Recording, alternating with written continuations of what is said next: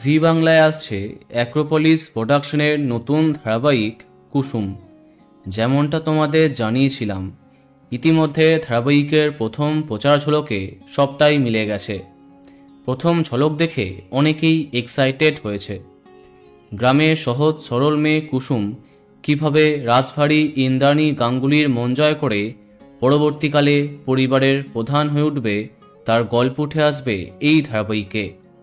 এই মুহূর্তে খুব বেশি কাস্টিং দেখা যায়নি, কিন্তু ধারাবাহিকের প্রথম প্রোমো দেখে সবাই অনুমান করছে বেশ ভালো সময় দেয়া হবে কুসুমকে। এখন জি বাংলার বেশ কিছু স্লট একটু দুর্বল, তার মধ্যে আছে 8:30, 9টা এবং 9:30। টেলিপাড়াতে চর্চা কোনো ধারাবাহিক শেষ না করে রাত 10টার ফাঁকা স্লটে কাউকে পাঠানো হতে পারে এবং তার জায়গাতে আসতে পারে কুসুম। জানা যাচ্ছে 9টা অথবা 9:30 এই দুটোর মধ্যে যে কোনো একটি স্লটে আসছে কুসুম। শোনা যাচ্ছে 12 অথবা 19শে মে জি বাংলায় আরম্ভ হচ্ছে এই নতুন গল্প। দেখা যাক কি হয়। তো বন্ধুরা, এখন কে কে এক্সাইটেড কমেন্টে জানাতে পারো।